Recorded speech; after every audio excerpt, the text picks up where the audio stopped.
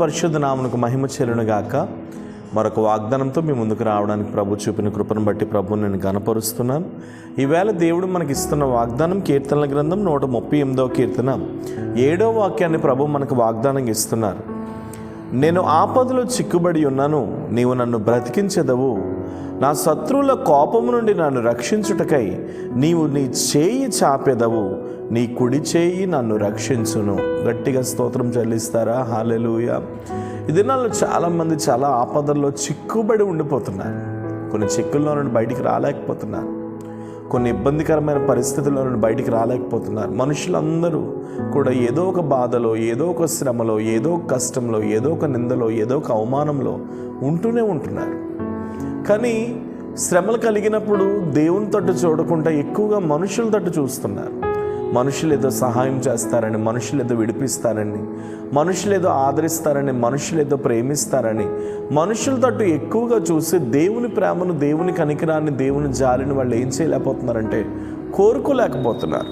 కానీ ఈరోజు ప్రభు నీకు ఇస్తున్న వాగ్దానం ఏంటంటే, నువ్వు ఎన్ని ఆపదల్లో నువ్వు చిక్కుకున్నా సరే, నిన్ను బ్రతికించగలిగిన దేవుని తట్టుగానే నువ్వు చూడగలిగితే మాత్రం ఖచ్చితంగా ఆయన కుడి చేయి నీ కొరకు చాపబోతున్నాడు. ఈవేళ ఖచ్చితంగా ఆయన కుడి చేయి నీ కొరకు చాపబోతున్నాడు.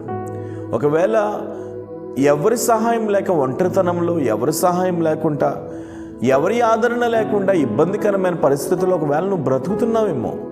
కానీ నేను 100% ఈ రోజున ఈ వాగ్దానం చూస్తున్న నీతో నేను మనసారా చెప్పగలిగినటువంటి మాట ఏంటంటే, నువ్వు ధైర్యం తెచ్చుకో. నమ్మదగిన దేవుడిని నువ్వు కలిగి ఉన్నావు. మనుషులందరూ నేను త్రోసివేసినా సరే చేయి విడువని దేవుడిని నువ్వు కలిగి ఉన్నావు. ఈరోజు నజరేయుడని యేసు నామములో నేను ప్రకటిస్తున్నాను, దేవుని కుడిచేయి నీ జీవితంలో చాపబడబోతుంది. దేవుని కుడిచేయి నీ ఆపదలన్నిటి నుండి నేను విడిపించబోతుంది. దేవుని కుడిచేయి పడిపోయిన నీ ప్రాకారములను తిరిగి కట్టబోతుంది. దేవుని కుడిచేయి నేను అనేకులకు ఆశీర్వాదకరంగా మార్చబోతుంది. ప్రియ దేవుని బిడ్డ, అధైర్యపడవద్దు. శత్రువుల యొక్క కోపం అంతా కూడా నీ జీవితంలో తొలగిపోబోతుంది. అనారోగ్యం అనే శత్రువు, అప్పులు ఊబ అనే శత్రువు, బలహీనత అనే శత్రువు, ఆత్మీయ ఎదుగుదలలో చచ్చిపోయిన ఆ స్థితి కలిగినటువంటి ఆ శత్రువు, చంపేసిన ఆ శత్రువు, ఎలాంటి శత్రువు అయినా సరే నీ జీవితంలో నుండి వెళ్ళిపోబోతున్నాడు. నిన్ను రక్షించడానికి నా దేవుడు నీ కుడి చేయిని, తన కుడి చేతిని నీపైన చాపబోతున్నాడు.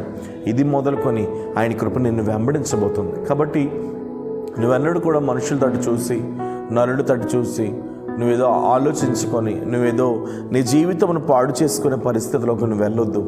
ఎన్ని శ్రమలు కలిగినా మోకరించి ప్రార్థన చేసి, ఆవగించంత విశ్వాసంతో నువ్వు దేవుని వైపు చూచి నీ బ్రతుకును ముందుకు కొనసాగింపు చేసుకో. తప్పనిసరిగా దేవుడు నీ జీవితంలో బహుబలమైన కార్యాలు నీ జీవితంలో దేవుడు చేయబోతున్నాడు. ప్రేమ, పరిశుద్ధము, నమ్మకమైన తండ్రి, ఈవేళ ఎంతమంది ప్రభువా తమ జీవితాల్లో శత్రువుల చేతిలో చిక్కుకుపోయి లేవలేని పరిస్థితిలో, నడవలేని పరిస్థితిలో, భయంకరమైన దుస్థితిలో, వారి ప్రాకారములు, వారి బ్రతుకులు పడిపోయి భయంకరమైన దుస్థితిలో ఉన్నారు.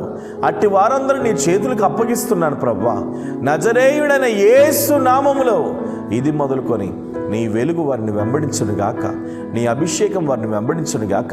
ఎక్కడికి వెళ్ళినా నీ బిడ్డలు జయం పొందుకొని ముందుకు కొనసాగుదురుగాక. అయ్యా, నీ కుడి చేతిని వారి మీద చాపమని ప్రార్థన చేస్తున్నాను. అలాంటి కృపను మీరు ఉంచమని ప్రార్థిస్తూ యేసు నామమున ప్రార్థన అడుగుచున్నాను తండ్రి. ఆమేన్. God bless you. దేవుడు నమ్మదగిన వాడు. ధైర్యం తెచ్చుకోండి. మీ పక్షంగా దేవుడు నూతనమైన కార్యాలు చేయబోతున్నాడు.